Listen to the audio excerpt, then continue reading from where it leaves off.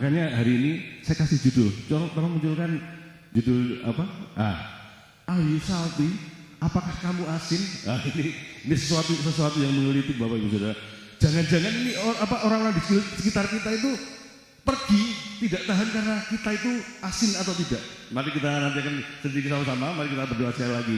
Bapak di surga, dalam nama Tuhan Yesus, kami bersyukur buat pagi hari ini kami boleh melihat Tuhan hadir di tengah-tengah kami, dan kami sebentar mau dengar firman Tuhan, biar melalui sesuatu yang sederhana ini Tuhan boleh sampaikan isi hati Tuhan buat setiap kami, supaya ketika kami mengalami kehausan di dalam Tuhan, kami boleh alami perjumpaan dengan Tuhan.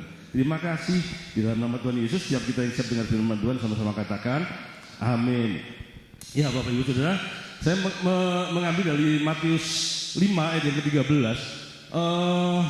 Tuhan sudah taruh ini di dalam hati saya beberapa bulan yang lalu Bapak Saudara.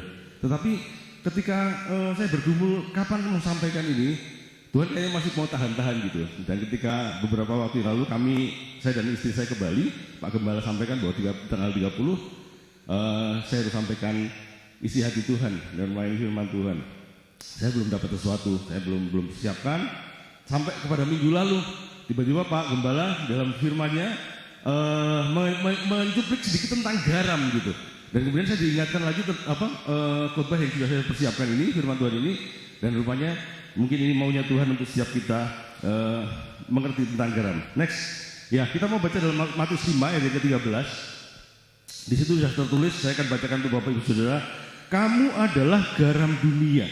Jika garam itu menjadi tawar, dengan apakah ia diasinkan? Tidak ada lagi gunanya selain dibuang dan diinjak orang. Ya, tertutup. Sorry.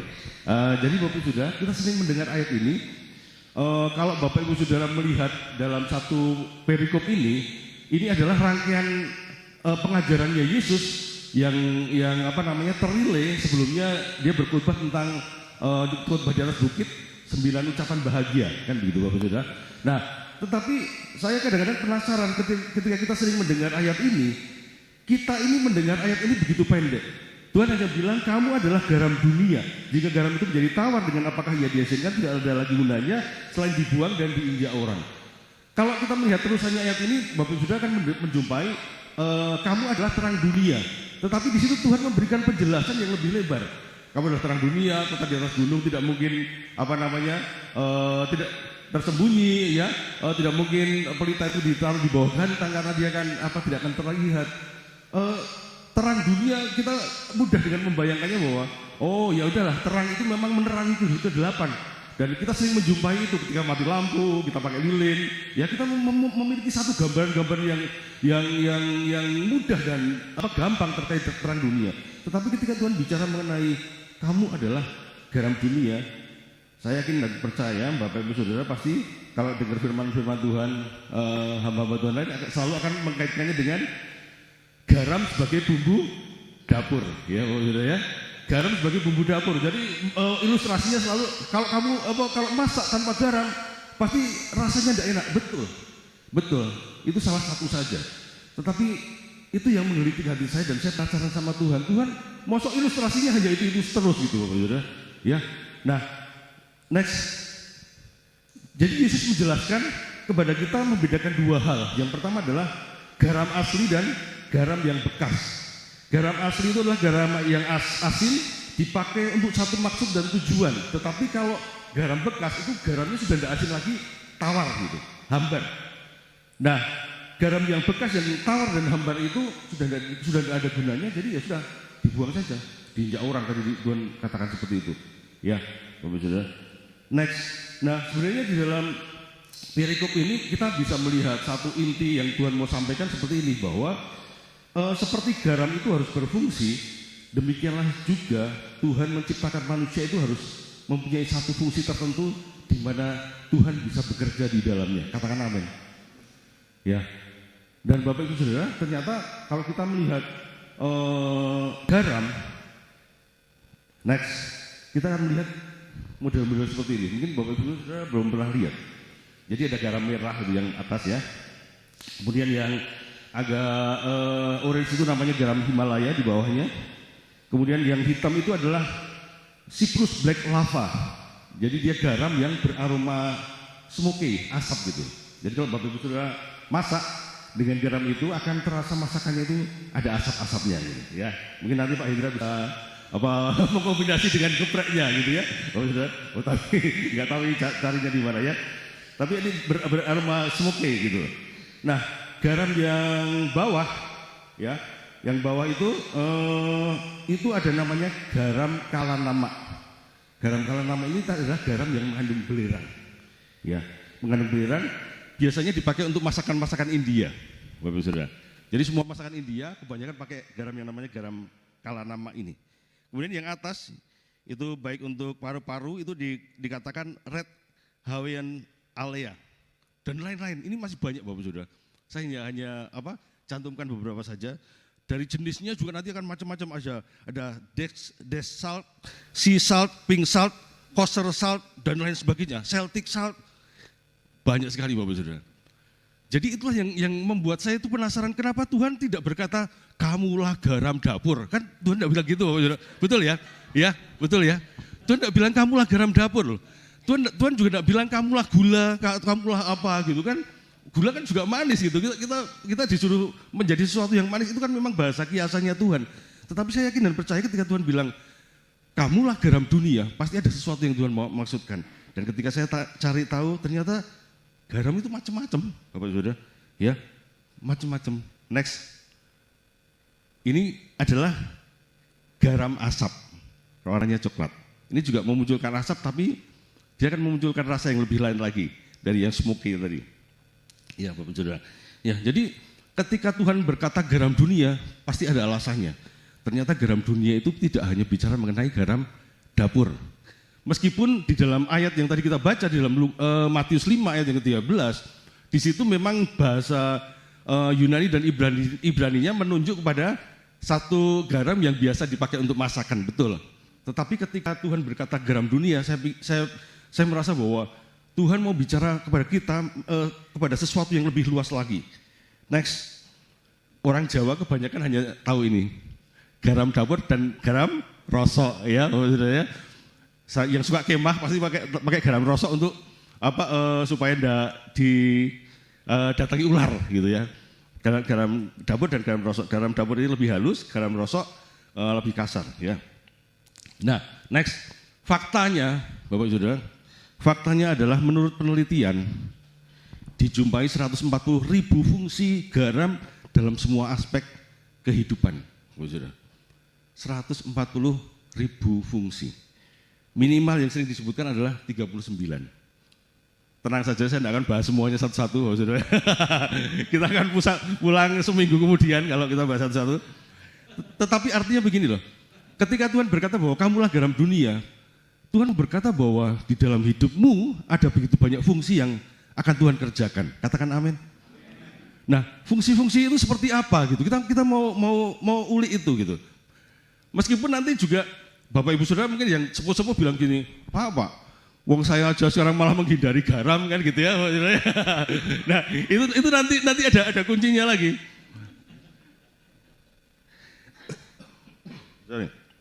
Nah, itu nanti ada jawabannya lagi Bapak Saudara. Ya. Tapi minimal yang sering disebutkan fungsinya itu adalah 39. Tapi sebenarnya ada 140.000 menurut penelitian. Nah, next. Kita mau coba lihat satu-satu Bapak Saudara. Kiasan apa yang Tuhan berikan tentang garam dunia itu, apa yang terjadi di dunia nyata, dan ayat yang akan kita pakai untuk memahaminya. Di dalam kesehatan, yang pertama garam itu memperkuat kekebalan tubuh. Ya Bapak Saudara, garam itu sebenarnya setiap kita itu memerlukan garam. Meskipun tidak banyak-banyak gitu, dalam porsi-porsi tertentu, garam itu sebenarnya memberikan kekuatan, kekebalan. Nah, dalam 2 Timotius 1 ayat yang ke-7 dikatakan, sebab Allah memberikan kepada kita bukan roh ketakutan, melainkan roh yang membangkitkan kekuatan, kasih dan ketertiban. Katakan amin. Jadi kalau Tuhan berkata, kamu adalah garam dunia, seseorang yang dipakai Tuhan menjadi garam dunia adalah salah satunya menyadari bahwa Allah memberikan kepada kita ini roh yang membangkitkan kekuatan diri kita sendiri dan kekuatan orang lain. Jadi Bapak Ibu Saudara, sadarilah bahwa setiap kita yang percaya ditebus Tuhan, menerima keselamatan dari Tuhan, kita menerima baptisan Roh Kudus, juga dibaptiskan air. Ada roh Tuhan yang berdalam dalam diri kita. Dan itu harus memberikan kita kekuatan. Tuhan mau berkata bahwa kamu jangan lemah gitu loh. Kamu jangan mudah putus asa. Karena ada kekuatan yang Tuhan mau bangkitkan di situ. Karena apa? Karena Tuhan berkata bahwa kita ini garam dunia. Perkataan kamu itu bukan hanya menunjuk pada satu kelompok tertentu, tapi kita semua. Saya, Bapak Ibu Saudara. Jadi kita tidak bisa menghindar dari itu. Kita semua adalah garam dunia. Jadi Tuhan mau kita berfungsi. Salah satunya membangkitkan kekuatan. Yang kedua, next. Garam itu membantu otak dan syaraf dalam mengirimkan impuls listrik. Jadi kalau Bapak Ibu Saudara yang suka kimia, larutan garam itu juga dia menghantarkan listrik gitu ya. Menghantarkan listrik. Nah itu juga terjadi di dalam otak dan syaraf manusia. Dalam Efesus 4 ayat yang ke-32 dikatakan, tetapi hendaklah kamu ramah seorang terhadap yang lain, penuh kasih mesra dan saling mengampuni sebagaimana Allah di dalam Kristus telah mengampuni kamu. Jadi seseorang yang dipakai Tuhan menjadi garam dunia, dia akan oleh Tuhan itu dipakai menghubungkan satu dengan yang lainnya. Menghubungkan hubungan-hubungan yang rusak. Kalau ada kita melihat ada seseorang bertengkar, kita harus mendamaikan mereka, menghubungkan mereka supaya mereka terjadi satu koneksi satu dengan yang lain. Dan itu tidak bisa kita hindari. Kalau kita menghindari fungsi itu, berarti kita tidak berfungsi sebagai garam dunia. Next, Bapak Saudara, masih dalam kesehatan ini, garam itu membasmi bakteri. Ya, saya masih ingat ketika jadi kaki istri saya itu pernah hampir dipotong. Jadi karena dia hamil dito dan kemudian kamar mandi kami di Mangga Satu waktu itu kotor, sering tergenang begitu, sehingga virus masuk di salah satu luka di kakinya, dan kakinya sudah memerah sampai di atas, sampai di paha.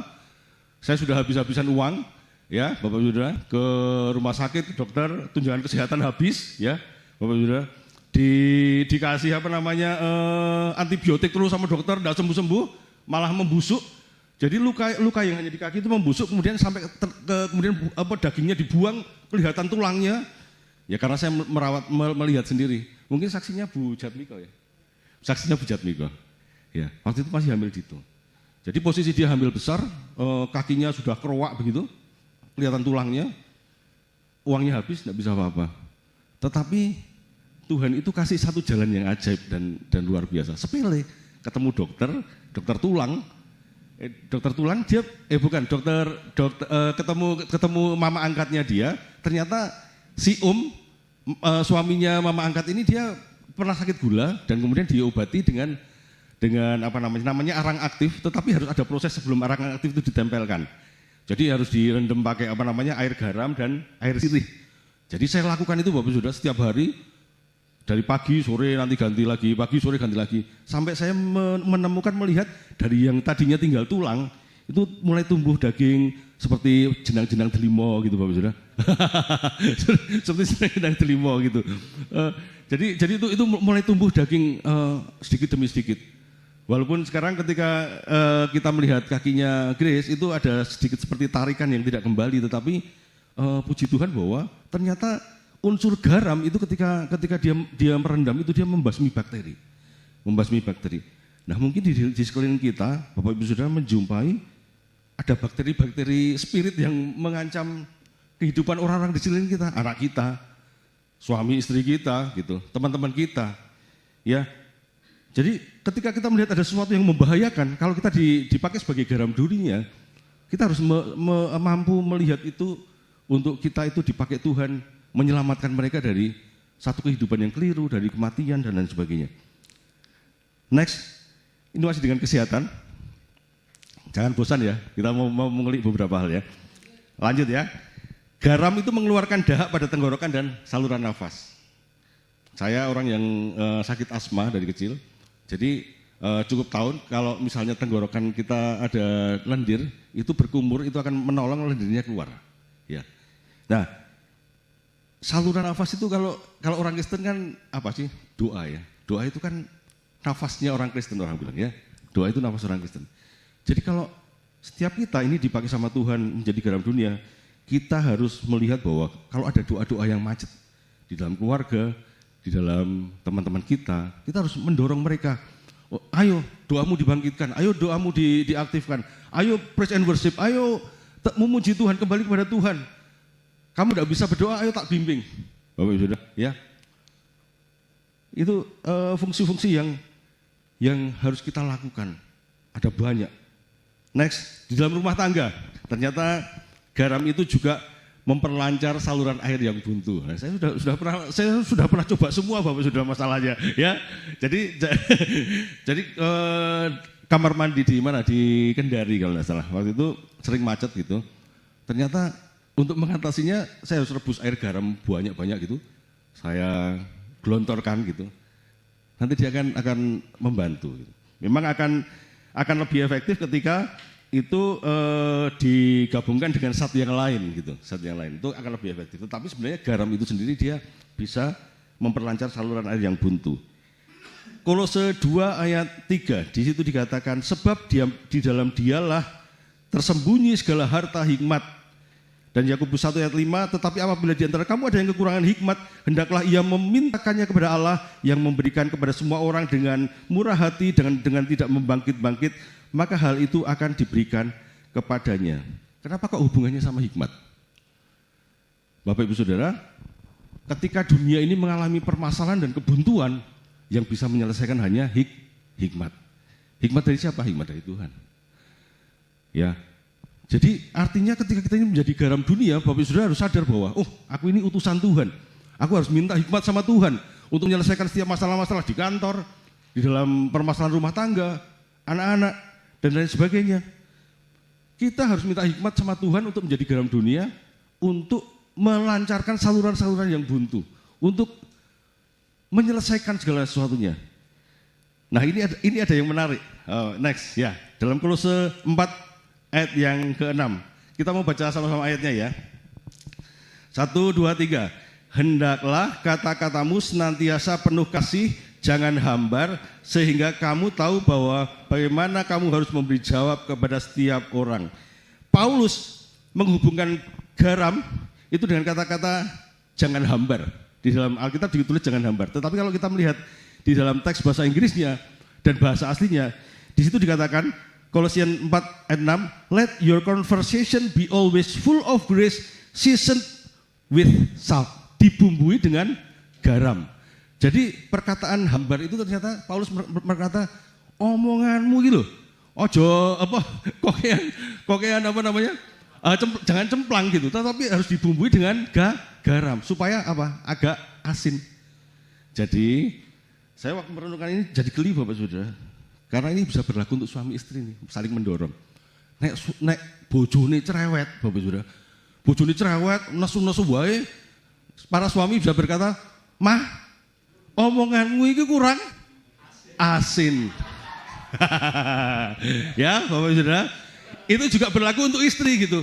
Istri kalau suaminya marah-marah terus, omongannya nggak enak, omongannya apa enggak ada kasih, bilang, "Pah, omonganmu ini kurang asin." Ya. Lo Alkitab soalnya, Bapak Ibu Saudara. Jadi saya mengesahkan ini sebagai jurusnya kita semuanya karena Alkitab yang dibilang. Ya. Serius ini Bapak Saudara. Karena ternyata bahasa aslinya adalah dibumbui dengan garam.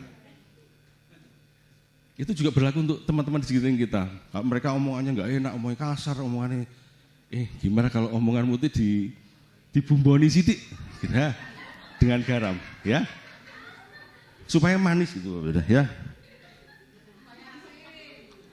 Oh ya, supaya asin, sorry. Supaya manis didengar, asin dan manis didengar, ya. Ngeles. Jurus Avion, ya.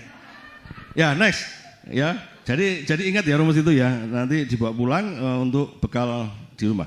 Nah, next yang untuk rumah tangga adalah garam itu mencairkan es yang beku. Ternyata es yang beku itu kalau dia dikasih garam, dia bisa cair. Tetapi yang lucunya adalah meskipun dia cair, titik bekunya tidak berubah. Jadi dia tetap dingin tetapi esnya jadi cair. Nah, itu alasannya kenapa nanti kita belajar kimia sama-sama ya, Bapak Saudara ya. Ya, Dalam Yakobus 1 ayat 5 dikatakan seperti ini, sesungguhnya aku akan mengutus Nabi Elia kepadamu menjelang datangnya hari Tuhan yang besar dan dahsyat itu, maka ia akan membuat hati bapak-bapak berbalik kepada anak-anaknya dan hati anak-anak kepada bapak-bapaknya, supaya jangan aku datang memukul bumi hingga musnah. Katakan sama-sama, kita adalah Elia di akhir zaman. Jadi sebenarnya Tuhan itu mengutus kita. Ketika Tuhan bilang berkata, kamu adalah garam dunia, Tuhan itu sedang mengutus kita menjadi Elia di akhir zaman untuk memulihkan hubungan-hubungan bapak kepada anak, anak kepada bapak. Ya, makanya tadi kita melihat tidak ada orang-orang yang kembali kepada kita. Apakah sebenarnya kita ini siap gitu menjadi seorang Elia yang dipakai Tuhan memulihkan seluruh hubungan dan keadaan. Ya, next di dalam makanan sekarang. Ya, di dalam makanan itu garam itu mengatasi pembusukan. Ya, Amsal 12 ayat yang 4 dikatakan, istri yang cakap adalah mahkota suaminya, tetapi yang membuat malu adalah seperti penyakit yang membusukkan tulang suaminya. Ini contohnya dalam hal ini istri, Bapak Ibu Saudara, jangan sakit hati Bapak Ibu Saudara ya. Contohnya kebetulan di sini istri, ayatnya yang ada kata membusukkan tulangnya itu istri. Tetapi artinya begini, ini tugas suami ketika melihat istri-istri yang memalukan, dia harus bagaimana menjadi garam dunia dipakai Tuhan untuk memulihkan istrinya. Ya, jangan kemudian malah, tak nikah lagi saja. Wah, parah Bapak Ibu Saudara. Ya, itu yang terjadi dengan dunia. Itu yang terjadi dengan dunia. Ya, itu yang terjadi dengan dunia. Tetapi artinya kita sebagai umat-umat Tuhan itu ketika Tuhan berkata bahwa kita garam dunia, kita harus menjadi orang-orang yang memulihkan. Kemudian Amsal 14 ayat yang ke-30, hati yang tenang menyegarkan tubuh, tetapi iri hati membusukkan tulang. Jadi iri hati bisa membusukkan tulang, ya. Jadi artinya kita sebagai garam dunia harus melihat, ketika ada orang iri hati, gimana ya caranya Tuhan? Aku bisa memenangkan dia supaya dia tidak iri hati. Karena itu akan terjadi kebusukan yang terus-menerus. Next, garam itu juga menghilangkan pahit. Nah, ini biasa ibu-ibu masak pare, ya. Efesus 4 ayat 31 dikatakan, segala kepahitan, kegeraman, kemarahan, pertikaian, dan fitnah hendaklah ia dibuang dari antara kamu, demikian pula segala kejahatan. Jadi sebagai garam itu harus menghilangkan kepahitan.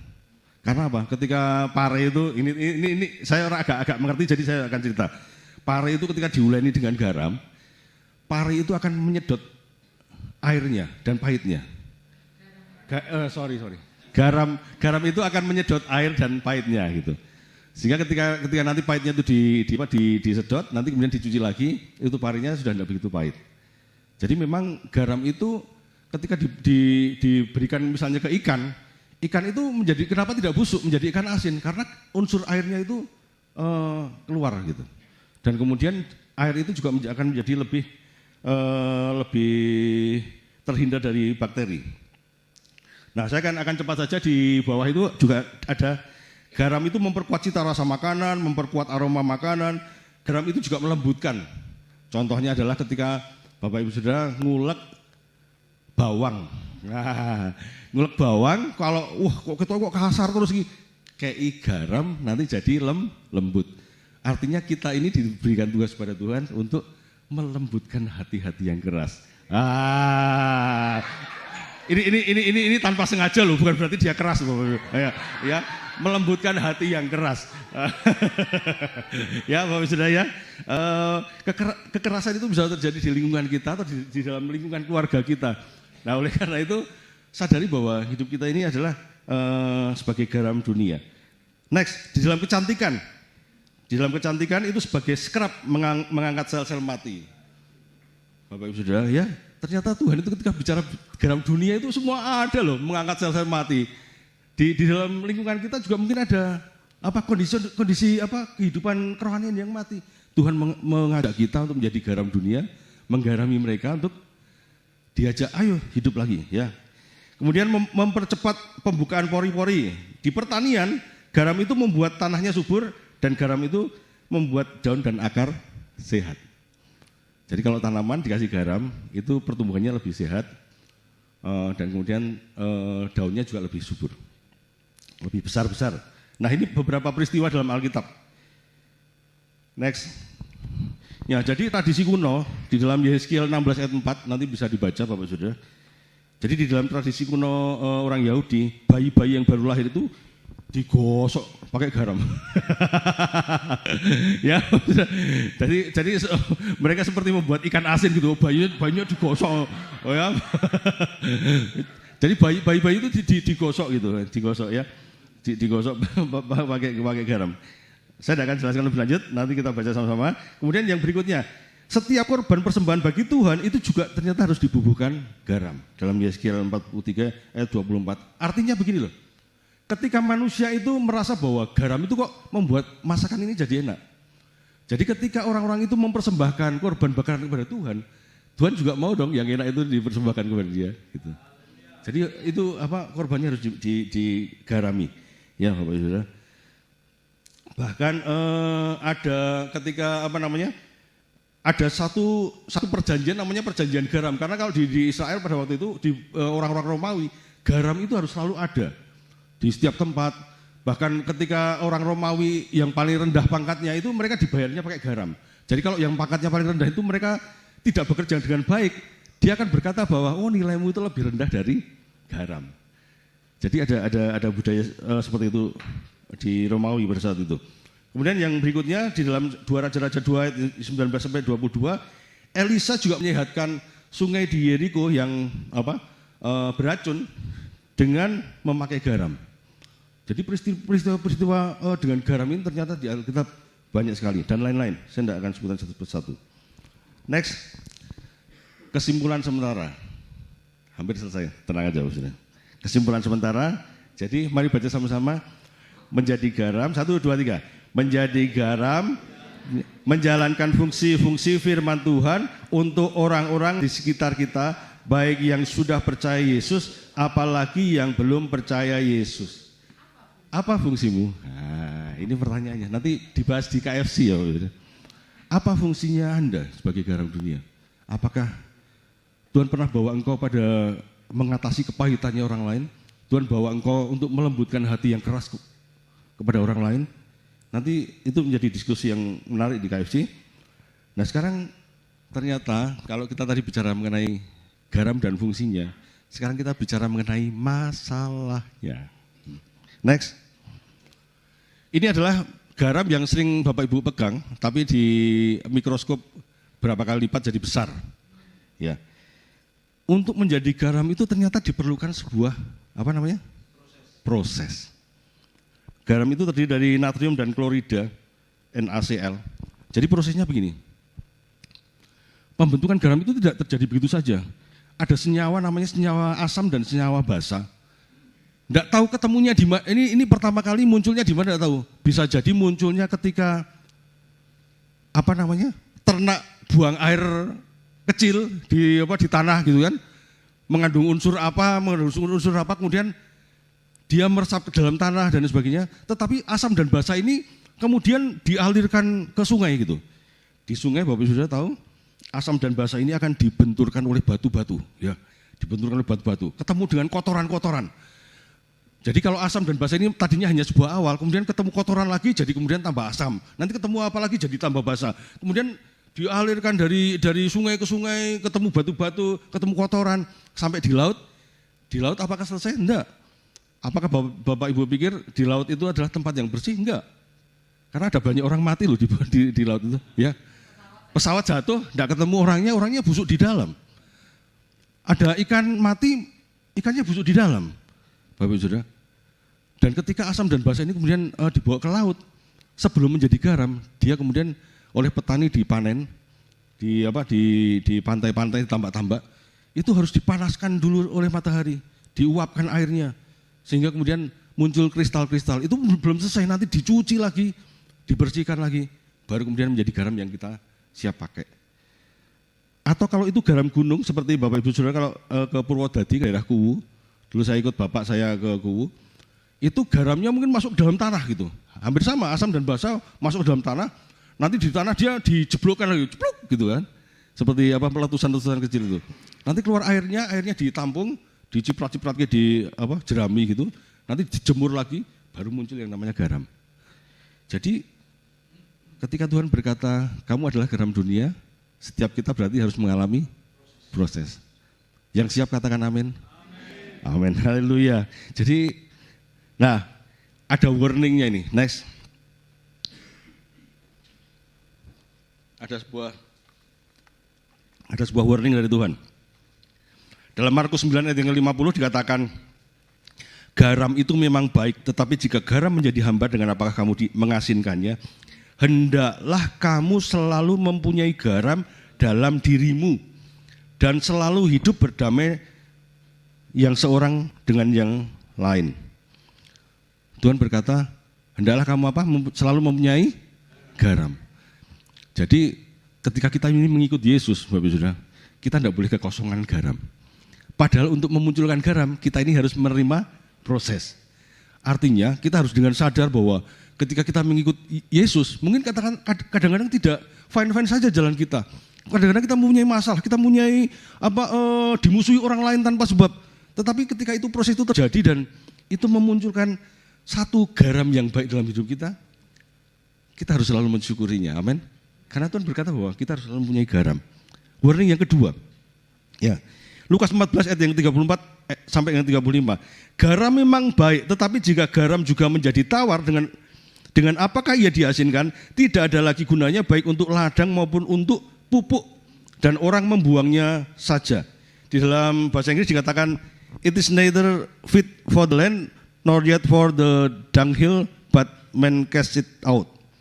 Dunghill itu di situ diartikan sebagai tumpukan kotoran binatang. Artinya begini, kalau garamnya itu sudah tidak asin, sama kotoran binatang itu pun lebih masih berharga kotoran binatang. Karena mungkin kotoran binatang itu masih mengandung garam. Tetapi kalau garam itu sendiri sudah tidak asin, artinya levelnya itu lebih rendah dari kotoran binatang. Jadi Tuhan ketika sampaikan kepada saya, dia berkata kepada saya begini, jadi kalau kamu sebagai orang Kristen yang percaya Yesus, kamu tidak berfungsi, kamu lebih rendah dari kotoran binatang. Karena kita tidak berfungsi apa-apa. Untuk apa Tuhan menciptakan kita? Tapi ketika Tuhan menciptakan kita harus berfungsi sesuatu dan kita harus tanya sama Tuhan, fungsiku apa gitu? Ya, Bapak Saudara. Amin, Bapak Saudara. Jadi jangan sampai kita menjadi lebih rendah nilainya daripada kotoran binatang. Nah, ini warning yang ketiga. Meskipun Tuhan berkata kamu adalah garam dunia, kita itu tidak boleh over menaburkan banyak garam. Karena itu orang tua tadi berkata bahwa, wah anak tokoh banyak garam, hipertensi Pak, penurunan fungsi otak Pak, nutrisi tanah itu juga tidak seimbang Bapak Saudara. Ternyata kalau tanamannya kakean garamnya itu malah mati, ya. Dan tanah itu akan justru akan menjadi kering. Wah, ini saya berhadapan dengan Pak Andreas sebagai penyuluh pertanian, ya. Kalau kakean garamnya juga mati dan kering. Jadi artinya begini, menjadi garam dunia adalah pemakaian Tuhan pada saat yang tepat, waktu yang tepat dan cara yang tepat. Jadi ketika kita dipakai sama Tuhan untuk menasihati seseorang, ketika orang itu kepahitan dan sebagainya, juga jangan over Bapak Ibu. Kita harus minta bimbingan hikmat Tuhan, bagaimana memenangkan dia bagi Tuhan. Next, saya cepat hampir selesai. Warna yang keempat, ternyata garam itu membuat haus. Tidak percaya, coba Bapak Ibu makan makanan yang asin terus gitu. Siapa yang suka asin di sini? Nah, Melodi suka asin. Kalau kita makan yang asin-asin terus, lama-lama kita ini menjadi haus. Karena apa? Karena sifat asin itu sendiri dia menyerap air. Nah, setiap orang yang menjadi garam dunia akan menjadikan orang yang digaraminya itu juga mengalami kehausan. Dan orang yang mengalami kehausan harus dibawa pada Tuhan, karena Tuhan yang dapat memuaskannya. Saya minta tolong Bu Grace masuk ke depan. Ini pura-pura istri saya lagi bete, ya. Kenapa toh, Ma? Kenapa kok itu kenapa, Ma? Tetangga sebelah tuh nyebelin banget. Nah, dia sebel sama tetangga sebelah, jadi saya mulai menggaraminya. Sudah ampuni saja. Kan firman Tuhan berkata seperti itu. Ampuni aja. Loh, kan kita harus taat sama firman Tuhan. Rumah ditinggal keluar pulau malah sampah-sampah taruh di situ. Yang bener aja tetangga model apa kayak gitu. Enggak apa-apa, kita kan harus rendah hati, ikut menyapu, ya. Nah, nanti tak bantu nyapunya ya. Masa kita pulang kampung cuma beresi halaman, kita pergi enak aja. Makanya dipageri dong Pak, pageri. Ya itu nanti aku pageri, tapi dia dimaafkan juga ya, diampuni ya. Oke. Jadi ketika saya menggarami dia, ya, dia itu ketika dia kemudian menyadari bahwa ya sudahlah aku mengampuni lah. Dia mengalami kehausan karena apa? Karena dia tidak bisa bekerja dengan kekuatannya sendiri. Oleh karena itu ketika saya menasihati seseorang harus dikasih ending, mari kita berdoa. Tadi bilang dulu aku haus. Aku haus ya. Mari aku bawa engkau kepada Tuhan. Ya, Bapak Saudara. Nah, demikian juga kalau ketika saya orang yang menggarami dia, bukan berarti saya akan kuat terus. Satu kali saya akan mengalami kelemahan, dia akan menggarami saya.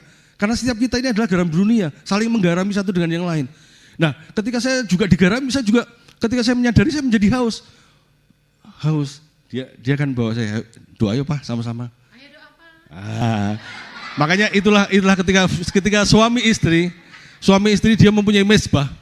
Disitulah fungsi di mana ketika setiap orang saling menggarami dan satu dengan yang lainnya, saling menasihati satu dengan yang lainnya, mengalami kehausan, mereka akan mendapatkan satu kepuasan yang luar biasa dari Tuhan sendiri. Karena istri kita, suami kita tidak mungkin memuaskan kita dengan setiap kehausan yang kita miliki. Tetapi ketika kita bertemu dengan Tuhan, Tuhan akan memuaskan hidup kita. Haleluya. Ayat terakhir, katakan wow.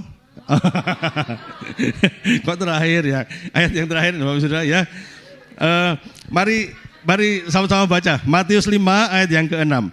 1, 2, 3. Berbahagialah orang yang lapar dan haus akan kebenaran, karena mereka akan dipuaskan. Yohanes 4 ayat 13 sampai 14.